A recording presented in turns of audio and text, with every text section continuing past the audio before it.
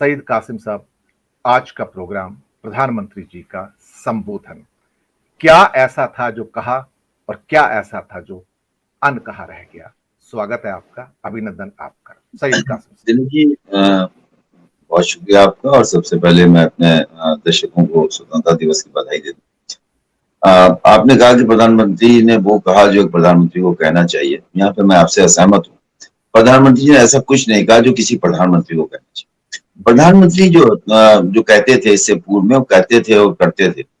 अब जैसे प्रधानमंत्री ने कहा था कि अगस्त 2022 में बुलेट ट्रेन जो है वो अहमदाबाद से निकलेगी, मुंबई जाएगी, दिल्ली से निकल के कहा था प्रधानमंत्री जी ने। प्रधानमंत्री ने कहा था किसानों की आय दुगनी हो जाएगी, ये प्रधानमंत्री ने कहा था।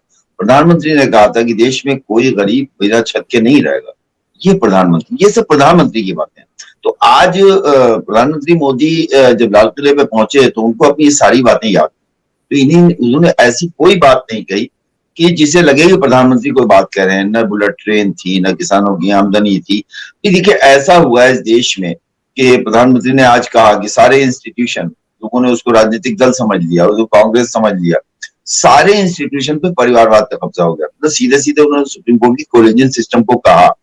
उन्होंने कहा है कि भाई सारे जो है इस पे परिवारवाद काबिज हो रहा है। ये कहा प्रधानमंत्री। ये एक बड़ा मंत्र है, बड़ी बात उन्होंने कही है। प्रधानमंत्री ने देश में जो अब 75 साल हुए थे, बड़ी बात थी 75 साल आजादी की हुई, तो ये बताना चाहिए था, जैसा आपने अपने इंट्रो में कहा कि 75 साल में देश ने क्या पाया, क्या क्या देश को मिला। ये आज 75वें साल पे ये तकरीर का अंश होना चाहिए था। शुरुआत होती कि जब देश आजाद हुआ तो हमारे पास ये नहीं था, ये नहीं था, ये नहीं था। उसके बाद 10 सालों में ये हुआ, 20 सालों में ये हुआ, 30 सालों में ये हुआ, 50 साल में ये हुआ। उसके बाद हम यहाँ तक आए, हम दुनिया से बातें करने लगे, हम चांद पे पहुंच गए। मतलब ये बातें जो थी कि देश कहां से कहां तक पहुंचा, आईआईटी हुए, आईआईएम हुए, एम्स हुए, हम दुनिया में स्वास्थ्य के मामले में हम तो दुनिया में हमारा नाम है। हम तो विश्व में के तमाम देश, 50 मुल्क हमारे यहाँ इलाज कराने आते हैं। हमारे इंस्टीट्यूशन, हमारी यूनिवर्सिटियां, जेएनयू, जामिया, अलीगढ़ यूनिवर्सिटी, ये तमाम ये जो बड़े हैं, तो इनकी बात होती है। बिजली बचाइए, पहले बल्ब बेचा जाए, उसके बाद क्या कहते हैं, कहा जाए ये वाले बल्ब खरीद लीजिए, ये लगा। ये प्रधानमंत्री का काम नहीं है। ये इसके लिए विभाग होते हैं, उस विभाग के लोग जो है ये काम करते हैं। प्रधानमंत्री नहीं कहते हैं कि आप जो है अपना वो 100 वाट का बल्ब मत लगाइएगा, आप देखिए ये छोटा वाला खरीदिए, ये देखिए सरकारी से दे रही। ये प्रधानमंत्री का काम नहीं है। प्रधानमंत्री का जो काम है वो नेहरू ने किया, इंदिरा ने किया, कुछ अटल ने किया, मनमोहन ने किया। ये प्रधानमंत्री के काम थे जो उन्होंने किए। अब तो ये जो हमारे देश में हमने आपने देखा है अब क्या हो रहा है, उपलब्धियों को 30 रुपए के झंडे में बदल दिया गया। झंडे लगाइए, फिर उसके बाद राशन नहीं मिलेगा, झंडे लीजिए, अगर झंडे के पैसे नहीं दीजिएगा राशन में पैसे कटवाइए। ये यहाँ पे पहुंचा गई। 75वें साल के जश्न को झंडा लगाइए, उसका एक नाम दे देंगे अमृत महोत्सव। आप याद कीजिएगा कि देश की आजादी को कितना साल हुआ, 76वां साल शुरू हो गया, 75 साल पूरे हो गए, आदमी कहेगा अमृत महोत्सव। अब ये चीजें जो हैं देश के, अब कैसे जिक्र कैसे हो, जिक्र करने के लिए बताना पड़ेगा कि हम, अच्छा आप चलिए ये मत बताइए देश ने क्या किया, ये तो बता दीजिए हमने क्या क्या बेचा। आप अपनी बिक्री बता दीजिए, ये बता जाएगा देश में क्या था। आसान चीज है। सुशील भाई बैठे हुए इसमें बहुत अच्छा इनका वो है कि आप ये बता दीजिए, एक लिस्ट जारी कर देते, देखिए साहब ऐसा है देश के 75 साल में हमने पिछले 2 साल 3 साल 5 सालों में ये बेच के इतना पैसा देश को मिला, जिससे देश को हम आगे बढ़ाएंगे। ये बता देता था देश ने इतने काम किए थे। उपलब्धियां बताने की कोई जरूरत नहीं। मुझे लगता है निराश किया प्रधानमंत्री के भाषण ने। प्रधानमंत्री के भाषण में न चुनावी कोई दृष्टिकोण था, क्योंकि चुनाव के लिए आपको बताना पड़ता कि ये करेंगे। ये करने की जगह पे 20 22 21 साल का फिर आपसे मौका ले लिया गया। 21 साल बाद आप जो है विश्व गुरु बन जाएंगे, 21 साल बाद हम दुनिया को आंख दिखा सकेंगे। आज हम ऐसी आंखें दिखा रहे हैं, 21 साल इंतजार कीजिए, उसके बाद आपको हो जाएगा। जैसे हमने पहले 5 साल 7 8 साल इंतजार किया है बुलेट ट्रेन का, तमाम तरक्कियों का, तमाम चीजों का। अब हम 50 किलोमीटर चलने के बाद 130 रुपए हम देते हैं, क्योंकि हम टोल कम होने की जगह हर साल 10 रुपए बढ़ जाता है। ये उपलब्धियां हैं। अब उपलब्धियां हमारी ये हैं कि हम प्रधानमंत्री को अपने भाषण याद करने चाहिए, प्रधानमंत्री को याद करना चाहिए हमने जीएसटी पे कितने अच्छे अच्छे भाषण दिए हैं। हमने आधार के खिलाफ 40 मिनट का कितना खूबसूरत हमारा भाषण है कि कोई सुन लेता तो आधार के करीब न जाता, और उसके बाद उसको आपने लागू किया। तो आप उन उपलब्धियों को बताइए कि भाई ऐसा है, ये जो स्वच्छ भारत का जो आप टैक्स दे रहे हैं, ये पैसा कहाँ जा रहा है। आज तक हमारे क्या कहते हैं, सफाई कर्मी गटर में मर रहे हैं, कहाँ है मशीनें? हम टैक्स दे रहे हैं, वो स्वच्छ भारत टैक्स लगा हुआ है, हमारे कृषि टैक्स लगा हुआ है, सारी चीजें। आज मैं देख रहा था 49 रुपए कट गया, मैं बहुत परेशान हूँ कि किससे कट गया, अब कल बैंक जाऊंगा, बस अब किस चीज के काटे, किसी चीज के काट लिए होंगे। तो ये कटौती जो चल रही है, इस पे बात होनी चाहिए। ये कहना चाहिए कि देश में हमने आपसे, जनता से ये पैसे लिए। हम कहते हैं आप प्रधानमंत्री केयर फंड का बिल्कुल हिसाब मत दीजिए, मत बताइए हमने कहाँ लगाए हैं, लेकिन ये पैसे तो आपको बताने चाहिए। और 15 अगस्त को 75वें साल के महोत्सव के अवसर पर अगर नहीं बताया जाएगा दिनेश भाई, तो कब बताया? जनता को जानना चाहिए कि हमारे लिए हमारे प्रधानमंत्री दिन रात मेहनत करके हमारे 1 रुपए, 2 रुपए, 5 रुपए, 10 रुपए, 50 रुपए, 100 रुपए से देश को आगे ले जाने का प्रयास कर रहे हैं। तो उस प्रयास के जो वो हैं, उसको सामने आना चाहिए। भविष्य की योजनाएं 21 साल बाद ऐसा होगा, क्या होगा, ये तो जैसा आपने कहा, ये तो होना चाहिए क्या होगा, ये पता होना चाहिए देश को। नेहरू कहते थे ये होगा, हो जाता था, इंदिरा कहती थी ये करेंगे, हो जाता था, अटल जी कहते थे, मनमोहन सिंह जैसा खामोश आदमी वो कहते थे, हो जाता था। तो कहने का मकसद ये है कि डॉलर कहाँ जाएगा, देश कहाँ जाएगा, महंगाई कहाँ जाएगी, बेरोजगारी कहाँ जाएगी, 2 करोड़ रोजगार का क्या होगा, इन सब चीजों पे बात न करके प्रधानमंत्री ने निराश किया है। और ये भाषण जो है 75वें साल का कहीं से प्रतीत नहीं होता है दिनेश जी। जी, बहुत महत्वपूर्ण बातें कही हैं सैयद साहब आपने। पहली खबर पड़ी आर्थिक न्यूज़पेपर में, ऑल एग्जम्पशंस आर गोइंग। ये पढ़ते ही मेरा माथा ठनका, और उसके साथ ही मैंने प्रधानमंत्री जी का खासतौर से जब भाषण सुना, तो उसमें सीधा जो 5वां चीज था, आपका कर्तव्य क्या है या त्याग के लिए तैयार रहिए 25 सालों में। यानी कि आप हमसे कह रहे हो कि जितनी इनकम टैक्स की छोटी मोटी आपको एग्जम्पशंस मिलती हैं, चाहे वो सीनियर सिटीजन की हो, या फिर वो हो सकता है कि मकान बनाने की हो, या फिर हो सकता है बच्चियों को शिक्षा देने की हो, छोटी छोटी सहूलियत होती हैं, या फिर प्रोविडेंट फंड वगैरह की एटीसी वगैरह होती हैं। वहां से मुझे लगा कि इस अगले बजट के अंदर ये सारी एग्जम्पशंस जा रही हैं, क्योंकि वो जो आज फ्रंट पेज का चिट्ठा है गुलाबी न्यूज़पेपर का, वो यही कहता है कि ऑल एग्जम्पशंस विल गो, यानी कि कॉमन मैन के पेट पर बड़ी लात मारने की तैयारी है, और कर्तव्य के नाम पर, त्याग के नाम पर, कि अगले 25 सालों में सब कुछ लुटा दीजिए, अपनी रातों की नींद, दिन का चैन लुटा दीजिए, देश को आगे बढ़ाइए। देश है क्या? आप और मैं मिलकर तो देश बनते हैं। सैयद कासिम साहब। दिनेश भाई, संजय, सुशील भाई और क्या कहते हैं अमिताभ भाई ने इतनी तफसील से चीजों को रख दिया है। परवीन शाकिर एक पाकिस्तान की शायरा हुई। अब देखिए, बड़ा मसला है कि शायर भी पाकिस्तान का अगर है तो उसका शेर पढ़ना भी बड़ी मुसीबत होगी। लेकिन चलिए, पाकिस्तान अब है, वो भारत जब आजाद हुआ था तो वो भी आजाद हो गया था। वो कहती है कि वो झूठ बोलेगा और लाजवाब कर देगा, वो झूठ बोलेगा और लाजवाब कर देगा, मैं सच कहूंगी मगर फिर भी हार जाऊंगी।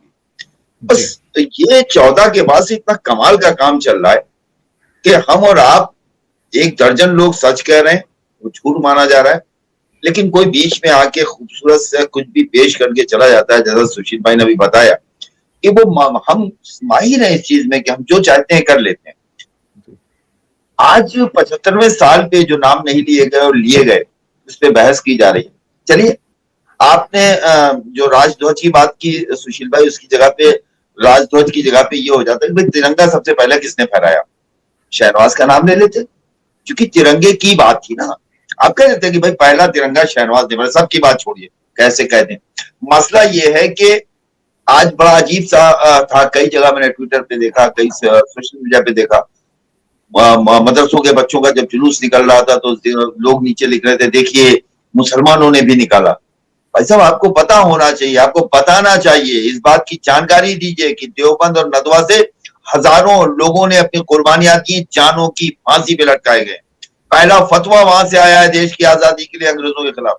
ये अगर आपने बताया होता तो ये सवाल कभी नहीं उठा, क्योंकि वो अपनी विरासत के लिए आज निकले, क्योंकि उनके बुजुर्गों ने इस आजादी को दिलाया था, अपनी जान की बाजियां लगाई थी, खुद को फांसी के फंदे पे लटकवाया था। लेकिन हमने इसे नहीं पढ़ाया। हम तो किसी भी तरह इस कोशिश में लगे हुए हैं कि वीर सावरकर, जिन्होंने खुद अपने को, अपनी किताब लिखी और उन्होंने खुद अपने को वीर लिखा, उससे पहले वीर नहीं थे। ये बिल्कुल महाराज से आप हैं इस बात को कहना, लेकिन वीर थे तो चलिए स्वीकार है।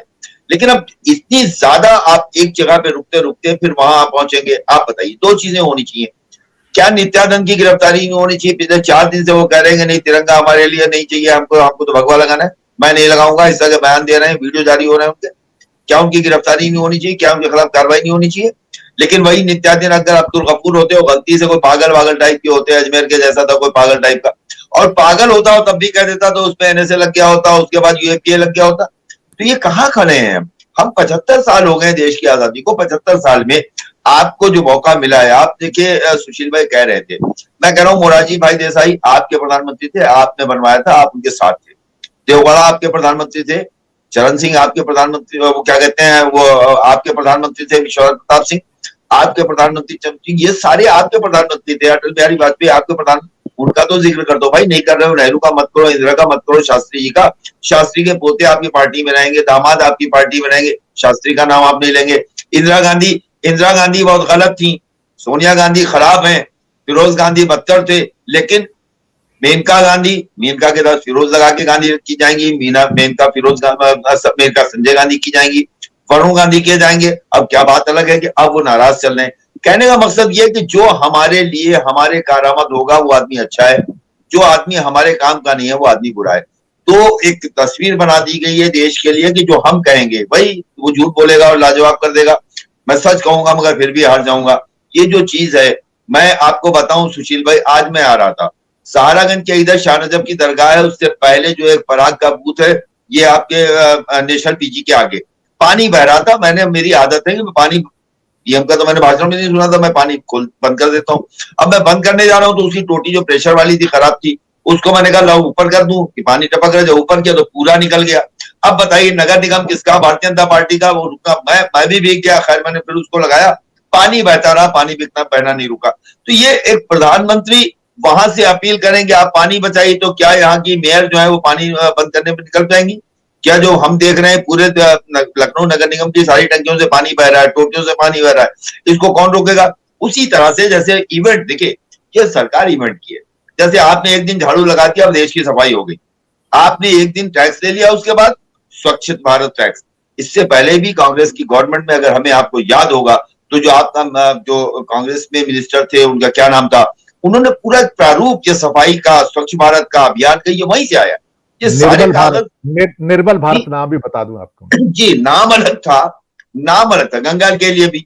इसी तरह गंगा साफ हो गई साहब, 2022 से पहले साफ हो जानी चाहिए।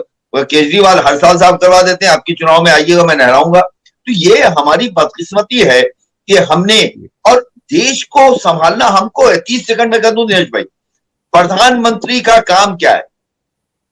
महंगे से महंगे जहाज में चलना, महंगी गाड़ी में चलना, बहुत बड़ा सा सेंट्रल बिस्तर बनवाना, उसके अंदर रहना, कपड़े बदलना, सुरक्षा लेके चलना, अपनी मर्जी से कभी अडानी को, अंबानी को, जिसको चाहे 30, 40, 50 क्या कहते हैं जवान ब्लैक कार्ड दे देना, ये प्रधानमंत्री का काम है। पेंशन आप लेते रहिए। मैं कहता हूं फिर भी अरविंद केजरीवाल की पंजाब में उसने पेंशन खत्म कर दी, आप भी खत्म कर दीजिए। एक एमपी, एक एमएलए, एक विधायक, एक बार चार पेंशन एक आदमी ले रहा है, 5 पेंशन एक आदमी ले रहा है। आप अभी जैसा कि आप कह रहे थे बाकी पेंशन बंद होगी, बाकी टैक्स बंद होंगे, बाकी चीजें बंद होंगी। क्या हो रहा है देश के साथ और क्या होगा?